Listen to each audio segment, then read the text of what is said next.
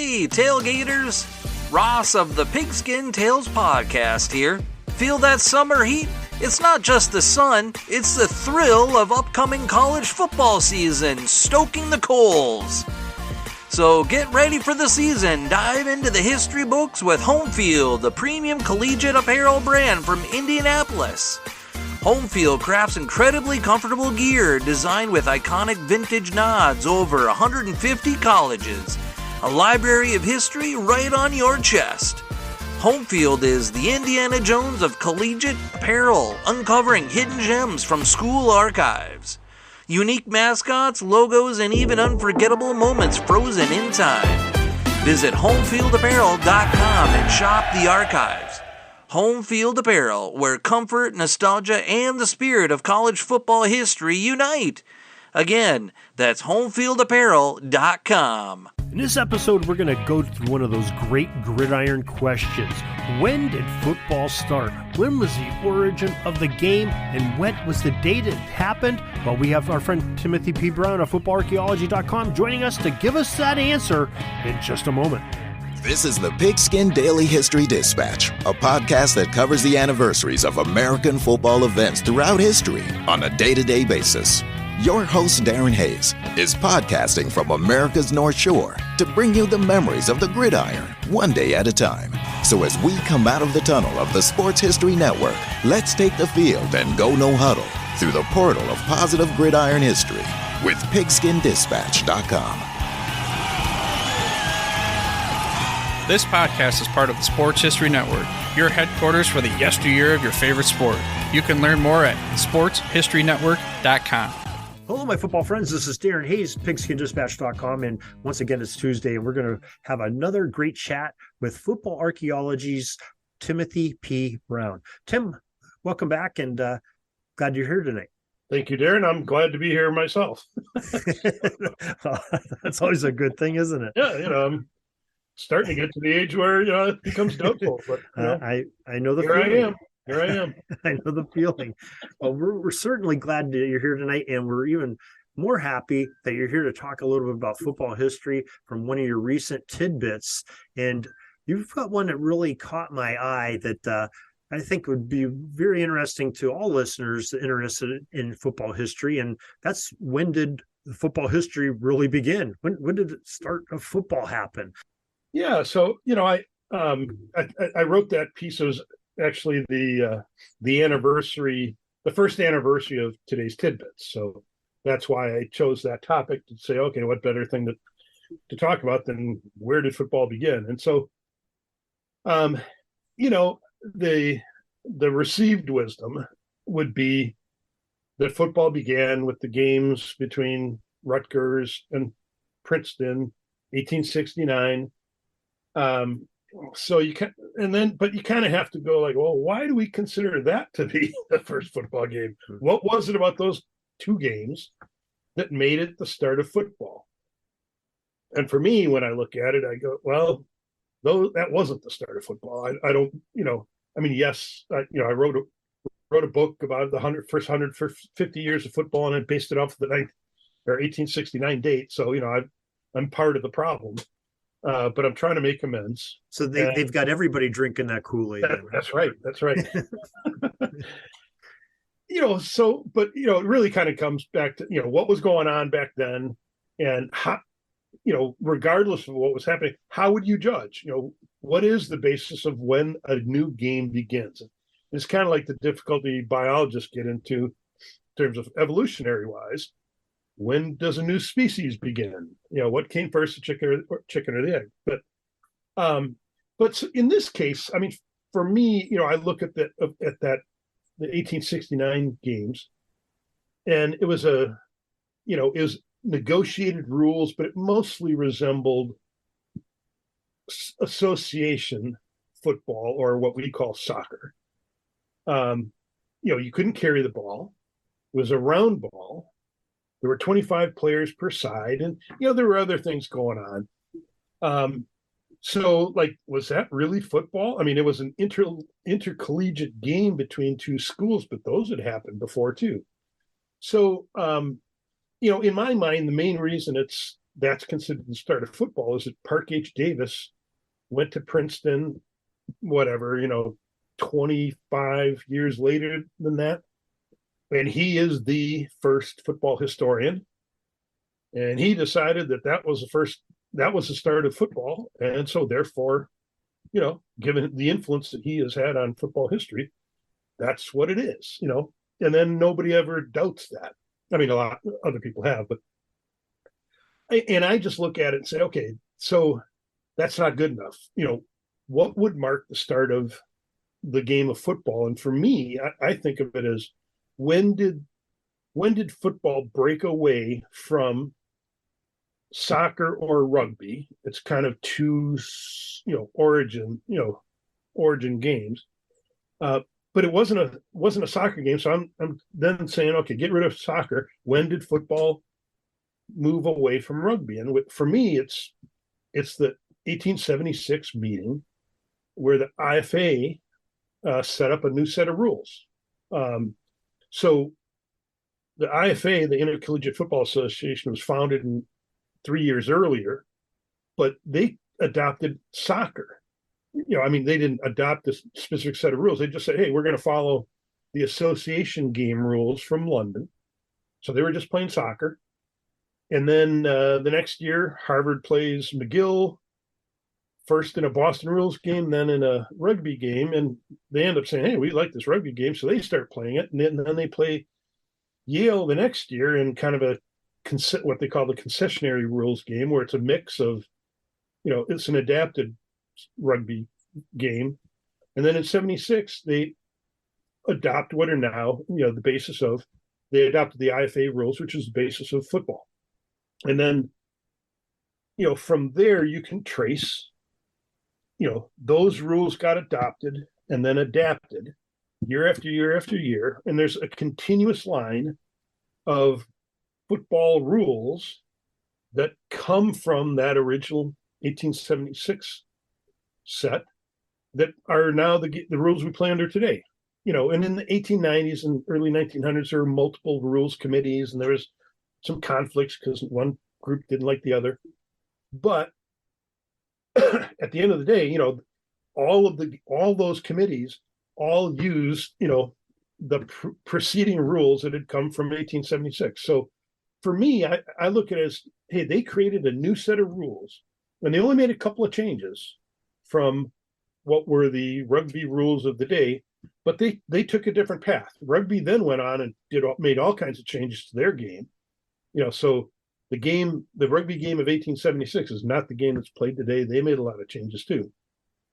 But our football took a different path, and it's kind of like maybe anybody who's Catholic, Apostolic, or Lutheran, or maybe Episcopalian, something like that, where there's this whole succession of bishops, from Peter all on down, finds that logic attractive, or understands that logic. But there's a succession from here, from a starting point to now. And that's kind of the way I see the IFA rules. That was the starting point for football. Let me entertain you something. Oh, wait, you're not going to argue with me, are you? No, I'm not going to argue. I'm just going to propose something to you. All right. I totally agree with you. The 1869 Princeton-Rutgers game, and I agree with your whole theory on Park H. Davis having the influence on it. Of course, Park H. Davis in that 1911 book also had biblical references to football, Roman, Greek, and he had a bunch of ancient societies football. So, but people really hung on to the Princeton-Rutgers game. But I agree with you. So let's take that out of the equation. I don't know. I think the IFA rules were important to the development of football, but I think the 1880 rules meeting, when Walter Camp proposed the line of scrimmage and the center and the quarterback followed through, players were 11 aside. That was sort of when that got sort of hammered in stone. And I almost wonder could we not consider that the birth of American football? 1880. Well, yeah. So, by your logic, I could argue that 1906 is the birth, because that's when the forward pass came in. So, so I mean, you're totally right that 1880 was a big deal. 1884 was a big deal. The whole 1906 to 1912 period was a big deal. So, but I would just always go back to the fact that 1876, the rules that they modified and made some, like line of scrimmage and things like that in possession, in the 1880 or early 80s, they were modifying the rules that they set in 1876. So, it was. I've posted this on an earlier tidbit, but if you go to the Canadian Football Research Association site, they have an 1873 set of rules that they adopted, which are almost word for word for the ones that were the rugby rules at the time, and that the Americans then adapted. So, but for me, it's just they formally said these are the rules we are going to play under. And then the game has played under those rules since then, subject to annual changes. But that's the point when they said, we're going to play this new game. And in fact, the first half or most of the season of 1876, they played under kind of a mixture of rules, but the games played after that meeting followed the 1876 rules. And so you're saying because of the standardized rules that were adopted widespread, that's okay. I'm basing it more on 1880 is when American football shot off of rugby and became basically a different game. And that scrimmage from scrummage thing, that's why I say it. But I will, I will defend what you say to the hilt, because you're right. The standard rules came out, and that's the derivative of what American football came out of. So and I mean, there's lots of things like the scrummage thing that was going on before 1876, and I mean it was just a terminology difference. They were using scrimmage and scrummage in the UK and here, so now the difference is that obviously in 1880, you had what we now really consider a scrimmage. So controlled possession of the ball for multiple downs, right? So you retained possession. It wasn't the toss the ball, in the middle kind of thing. But, I guess I view that as it's just one rule that changed the game, but there have been hundreds and thousands of rule changes. And while I consider that one of the top 11 changes, it's just one of the top 11. Yeah. Well, I guess at the end of the day, if you look at those three games that were, association football, rugby, American football, they're, probably the three of the most successful athletic ventures of organized sports in the world as far as popularity right now. They're definitely in the probably top five. I reached back and I grabbed a book that I still haven't finished it, but it's by a guy named Tony Collins. He's a professor in the UK. The book is called How Football Began. And he basically, goes back to the stew of games that was going on in the UK. And I think sometimes we have this impression, or at least I always, used to have the impression that, well, they just had a couple of different versions. But in fact, in the UK, they had a bunch of different versions of football. And then they kind of started consolidating, and you got into an amateur and professional differences, which is, where like rugby union and, rugby, anyways. Anyways, it's a really interesting book, and it gets into Australian rules and other things. So it's just, he kind of goes from where everything was muddled together to how it started breaking off. So it's, really a fun read. If, somebody's interested in period football, I would say definitely grab that one. All it's right. dry, Yeah. but it's really interesting. Well, Tim, a great subject, great discussion. Really appreciate you being able to talk about that. Why don't you share with the audience where they can get information like your tidbits that this came out of on a daily basis? Yeah, it's very simple. I've got a site on the Substack platform, but it's just footballarchaeology.com. So you just go on and check out an article, and there's a sign up the process that you go through, and so you can subscribe for free, and then you'll get an email every day.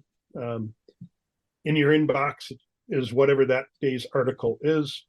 Other people subscribe on Twitter, but if you're interested enough, I'd say just subscribe on the site. And I have some people that read 10 articles in a row and they just store them up when they're flying or whatever it is, but other people read stuff every day. So either way, do what you want. All right. Excellent. It's a great investment of time, whether you do it daily or like you just build up 10 of them. It's a great read and something different every day, and I highly recommend it. So Tim Brown of footballarchaeology.com, thank you very much for joining us, and we'll talk to you again next week. Thank you, sir. Enjoyed it as always. Peeking up at the clock, the time's running down. We're going to go into victory formation, take a knee, and let this baby run out. Thanks for joining us. We'll see you back tomorrow for the next podcast. We invite you to check out our website, pigskindispatch.com, not only to see the daily football history, but to experience positive football with our many articles on the good people of the game, as well as our own football comic strip, Cleat Marks Comics. Pigskindispatch.com is also on social media outlets, Facebook, Twitter, Instagram, and don't forget the Pigskin Dispatch YouTube channel to get all of your positive football news and history. Special thanks to the talents of Mike and Jean Monroe, as well as Jason Neff for letting us use their music during our podcast. This podcast is part of the Sports History Network, your headquarters for the yesteryear of your favorite sport. You can learn more at sportshistorynetwork.com. Hey there, sports history fan. This is Arnie Chapman, aka the Football History Dude, and I wanted to thank you for stopping by to listen to another episode here on the Sports History Network. Our podcasters are passionate about uncovering and sharing sports stories from yesteryear. And if you didn't know it already, we have over 30 shows across the network covering all sorts of sports history topics. In fact, here's a glimpse into one of our awesome podcasts here on the network. Each week, the official Football Learning Academy podcast will take you deep into the history of pro football through interviews with players, coaches, or administrators in the NFL, as well as interviews with Pro Football Hall of Fame selectors, authors, and historians. You'll learn how the game evolved and important moments that shaped the sport into what it is today. And don't miss the Pro Football History Nugget of the Week. Listen to the official Football Learning Academy podcast on the Sports History Network. How about that? I bet you're super hyped to go listen to that new podcast, right? Well, to learn about this show and all the other podcasts on the network, head over to sportshistorynetwork.com/podcast. Again, that's sportshistorynetwork.com/podcast. Head over there today to find your next favorite sports history podcast.